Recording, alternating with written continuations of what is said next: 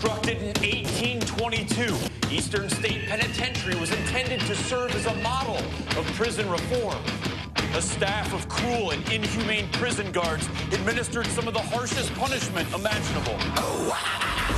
Prisoners suffered horribly at the hands of their savage captors. These souls still haunt the prison today. Tonight, we pit two paranormal investigative teams against each other to see who can record the best physical evidence of the paranormal. Somebody push me? Whoa. This is Paranormal Challenge, Eastern State Penitentiary. Something just flew past me. Go. You spent your whole life screaming for help. Well, help is here. Two teams. Dude, what the? One night. Please help me. One haunted location. One winner. For the ultimate in bragging rights.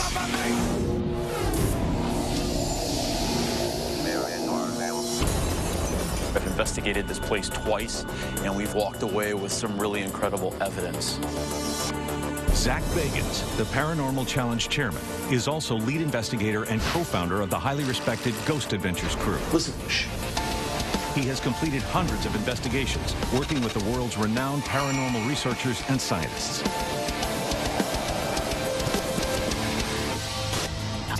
This place makes me feel excited as hell, and I can't wait to watch these teams battle and see what happens to them. Northampton Paranormal, based in Bath, Pennsylvania. My name's Scott Wiley. I'm the founder and leader of Northampton County Paranormal. For how long I've been doing it, yes, I can set up an investigation. I can almost predict where something's going to happen. My name's Chris McGowan. I'm one of the second lead investigators. Chris is a skeptic, but that brings the edge to us. He's like our little pretty boy. We use him as bait. And in a prison, he'd be perfect. My name's Scott Burke. I'm the audio-video tech. Being Native American heritage, we're just taught that everything has a soul or a spirit. And that makes a total difference when you're doing investigation. We look at everything in a scientific view and analyze everything before we give our judgments. We have gotten results everywhere we've gone. The other team better watch out. Tri-State Paranormal, based in Metuchen, New Jersey. My name is Sharon Henson. I am lead investigator, and I am the co-director of Tri-State Paranormal Research. I'm Peter. I'm an investigator with TSPR. He does help us do preliminary investigations, and he does the actual investigation. It makes me feel very peaceful about death. I mean, I don't fear death because I know there's something afterwards. It's not an end. Tony is the mouth of the group. Tony is the one that I have to tell to be quiet, or I'm going to shove a cell phone right up, because you know what. Sharon always bugs me. She's annoying. She's just I'm just kidding. I love her. She's great. I think we're going to win. Yeah.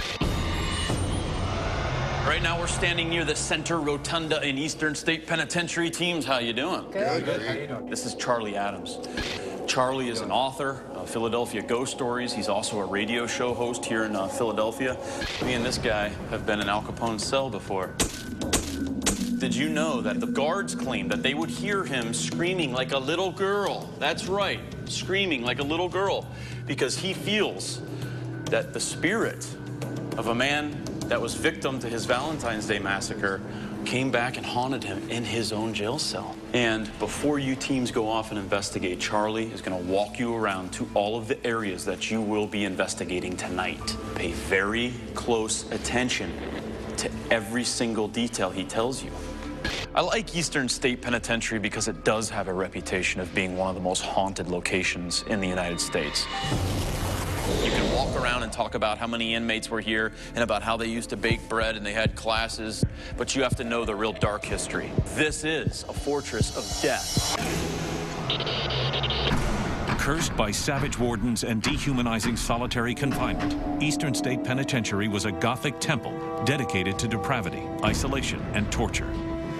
Originally designed to revolutionize prisons in 1829, the degrading rehabilitation techniques drove inmates over the edge.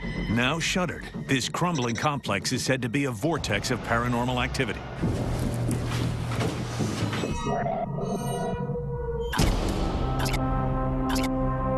We are on the third level now of cell block 12. I want to show you something here. Get in that cell. Not only the prisoners, but the guards feared for their lives. Let's say I'm a guard walking down here doing my job, that cell door is open, and that prisoner has a lot of anguish, a lot of fight in him. I could easily be pushed over the top, down to the bottom. My neck would be broken, my head would be crushed. These bars were put in as a sort of an afterthought after something like that happened here. This is where the worst of the worst were incarcerated. Common criminals were put in with murderers and rapists. Suicides, murders were committed here, cellmate to cellmate.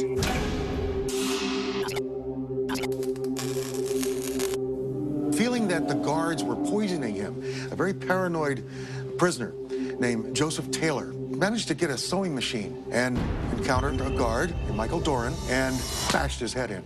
Wow. Killed him. After that, satisfied, he took a nap in his cell.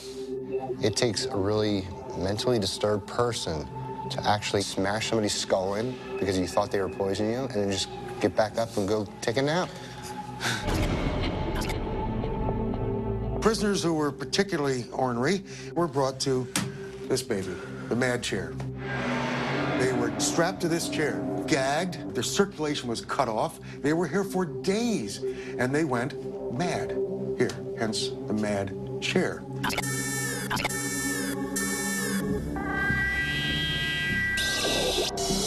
There was solitary confinement, that's one thing, but then there was the hole where all hope was lost. Vicious criminals were dragged down here for days and weeks and even months of punishment. Bread and water, rats, no light. They lost touch with reality and their own senses. Barbaric. I think I would probably lose my mind within the first 5 minutes.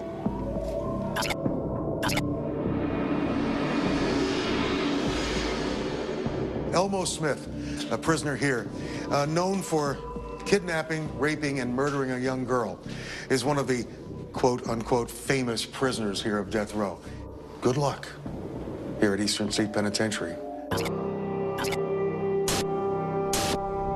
With the competition set to begin, Zach gets each team geared up with the most advanced paranormal detection equipment for tonight's challenge. How you guys doing? Good. Look at all this equipment. Each of you are going to receive the same exact pieces of equipment. 2 night vision cameras, 1 on a tripod to use it as a static camera, a thermal imaging camera, 2 full spectrum cameras, 1 a camcorder, the other a digital still. You have a meter that measures for electromagnetic energy and temperature, 2 digital recorders for each team. I got no time to waste. The sun is setting. Suit up, get ready, wait for my signal, and then you guys will be released in Eastern State Penitentiary. Have fun. Teams will conduct their investigations simultaneously. Northampton Paranormal will begin in Zone 2, and Tri-State Paranormal will start out in Zone 1. Strict time constraints are designed to push each team to the limit. They will only be given 2 hours to complete Part 1 of the investigation, then switch locations and continue investigating for 2 more hours in Part 2. Teams will be judged on overall teamwork, technological proficiency, historical knowledge, and audio and visual evidence they are ultimately able to capture. Tonight's judges are 3 of the country's most notable paranormal experts. Dave Schrader, acclaimed paranormal conference lecturer, co-author of The Other Side, A Teen's Guide to Ghost Hunting, and host of the wildly popular internet talk show, Darkness Radio. Aaron Sagers, published author, nationally syndicated journalist, and editor of ParanormalPopCulture.com. And Alexandra Holzer, daughter of famed paranormal investigator Hans Holzer, author of Growing Up Haunted and syndicated columnist for OM Times. Tri-State Paranormal, are you ready? Yes, we are. Yes, we are. Northampton County Paranormal, are you guys ready? We're ready. The portals are open. Let the challenge begin. Let's start the clock. Judges, they have 2 hours for this first part of investigation. Chris, I think we're going to send you down to the hole.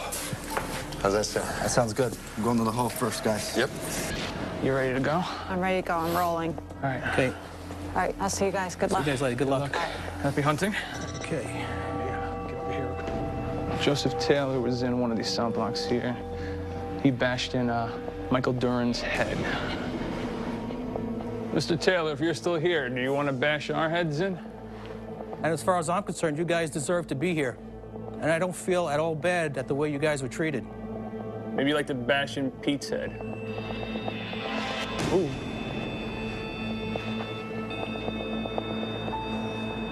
There's a very high EMF here. Oh.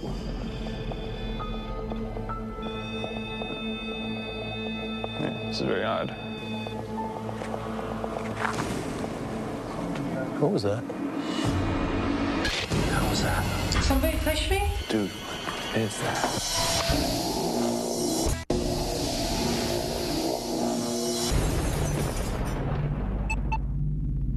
We're about 4 minutes into the investigation, and folks, here at the Nerve Center, we're going to be able to watch every single move they make. We're going to be able to listen to everything they say. Each team is assigned one camera operator and one sound technician to chronicle their investigations. And both areas are equipped with several stationary cameras. 3 big categories that we should be looking out for are how well they use their technology, the equipment that they were given, how well are they using the history that they learned earlier during the walkthrough, and also teamwork. Teams will conduct their investigations simultaneously. Tri-State Paranormal will begin in Zone 1, which is cell blocks 4, 12, and 10. And Northampton Paranormal will start out in Zone 2, which is cell block 14, Death Row, and the Hole. Looks like right off the bat, both teams are sending a member of their crew by themselves on the solo cams. That can really attract these spirits. You're less intimidating to the spirits. Now, Chris here is actually going into the hole. He's actually there now. And I heard over here that Chris shows fear. So looks like these teams are going to use him as a piece of bait.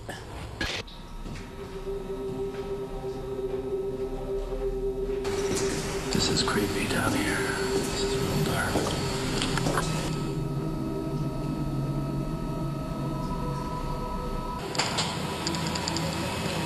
How was that?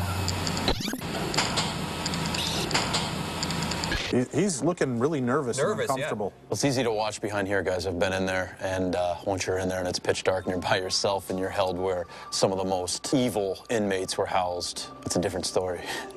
Now, what I think is interesting, too, Zach, is Tri-State Paranormal Team has elected to send their teammate Sharon down first as a woman into a prison wing, known to be housing some of the most violent male criminals. That's a pretty ballsy move on their team right away. Let's check in on Sharon. This is Sharon in cell block 10.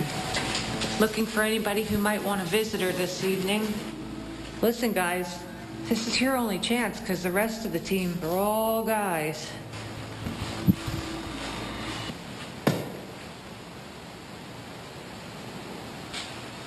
Is there someone down there?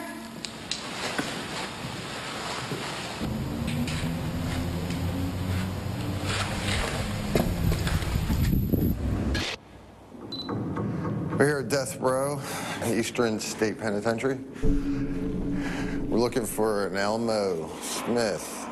Tell me how you can rape and torture and kill a 16-year-old with a crowbar. I hear you like being called Tickle Me Elmo. Is that true? Good use of history. Scott Burke and Scott Wiley here, they're really starting to improve the level of provoking that they're trying. And I'm thinking that these guys throughout the night, they're going to be ones to watch. Throw some at me. There you This go. bad habit of hurting women. There you go. Yeah. Good, Scott, good. Was this your cage, Elmo? Huh? Is this your bed? Okay, that just cut off. Full battery just drained. We just had a full spectrum camera go out. Looks like it died out on them. Already? Yeah. Spirits can use batteries, suck it up like they're sucked it right dry. Energy. Well, let's check in on Sharon.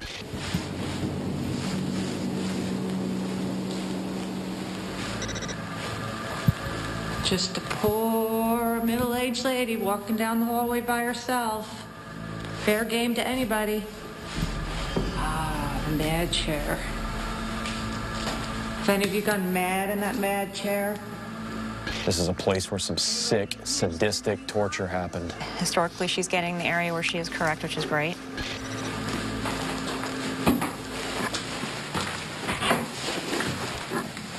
Somebody just pushed me in the back.